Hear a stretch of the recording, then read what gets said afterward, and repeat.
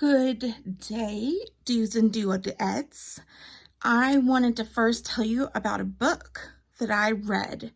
It's called Skeleton Creek.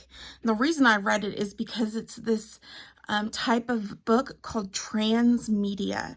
What transmedia means is that it's not only a book, but there are specific places in the book where there's websites and passwords that you go onto the websites and put in the passwords, and it shows you videos to go along with the book.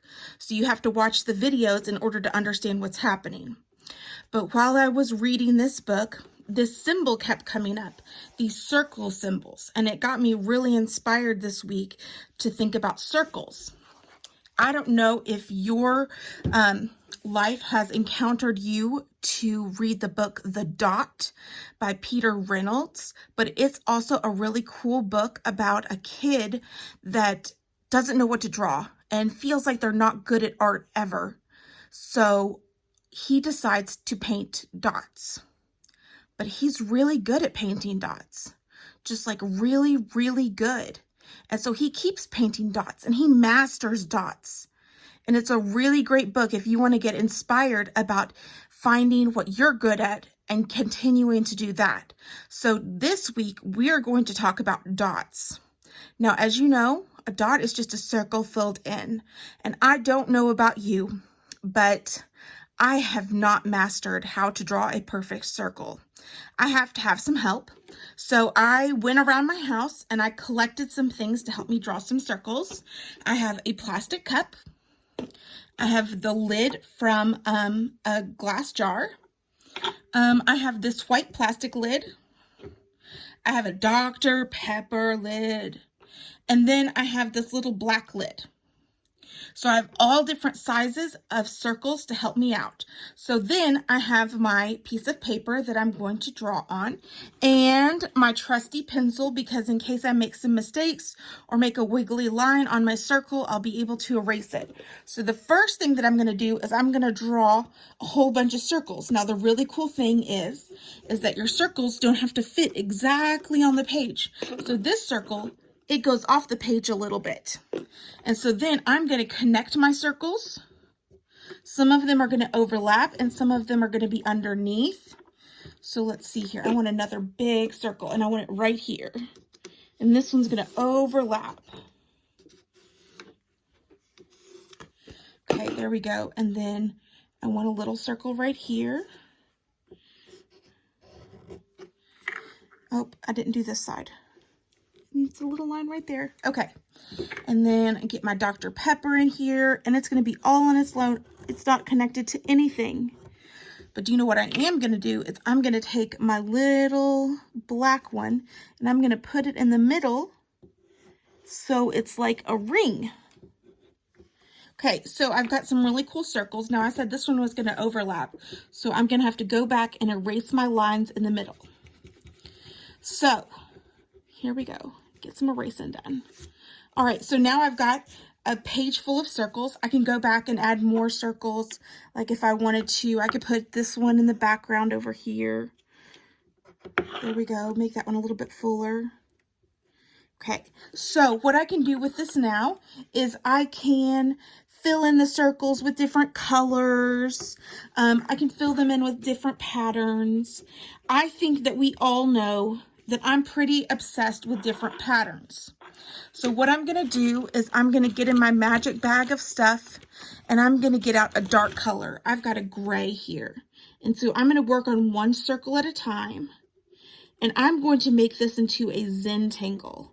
And in case you don't know what a Zentangle is, it's just an area that's been broken up into spaces. And then you fill in those spaces with tiny intricate patterns. So I'm going to show you some of my favorite patterns today. Okay, the first pattern is super easy. All you're going to do is you're going to draw tiny circles right beside each other. Now, if you want to take this to a master level, if drawing circles is just not enough for you, you can go back into your white space and color it in. So that's your first one. You're just doing rows of circles. I mean, hopefully They don't overlap, but sometimes mistakes happen because nobody's perfect. And if they do, that's fine. So remember, your master level is if you go back in and fill in your blank space, but you can just leave that blank space there. So that's our first pattern. Our second pattern, I'm going to do purple, and I'm going to do it in this one right here. And this is called the basket pattern. And so I'm going to do it right in the middle, and it's 3 vertical lines. Vertical means up and down. And then 3 horizontal lines. Horizontal means side to side. And then 3 more vertical, and 3 horizontal. So you're trying to make a basket-like pattern. So a line, I'm doing this real fast. Now usually I would make it tinier than this, but I'm trying to make it so the camera can see. So then underneath this is really important. I want to do the opposite of what I did above. So this one is vertical lines. So underneath it, I'm going to put horizontal lines. Underneath the horizontal, I'm going to put vertical.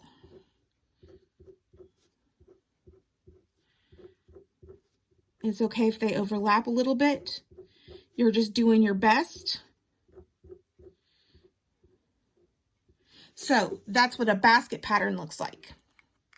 All right, now this one, I do lots of research about like what patterns work best and which ones are the most calming. And it says that if you want the most calming patterns, drawing the circles is number 1 and drawing lines is number 2. So in my circle right here in the background, I'm going to show you, now these are not going to be straight lines, and that's okay. I'm going to draw lines, and they're going to be right beside each other. They are not going to be straight, but I'm just going to keep drawing lines. Now, if you're interested in filling in your spaces with more Zentangle patterns, then you can get on the old Google search engine and look up Zentangle patterns, and there will be hundreds of patterns for you to choose from. And they will also have like 4 square steps where it will show you step by step how to make specific patterns. Some of them are really intense. Some of them are super easy. So you just pick the ones that you like the most or you feel most comfortable with. Okay? I think that for me, to make my patterns stand out, all my little negative space areas here, I'm going to color in like one solid color so my patterns stand out the most. So why don't you try out some circle art, see what you can make with just circles, and let me see what you can come up with. All right, have a good day.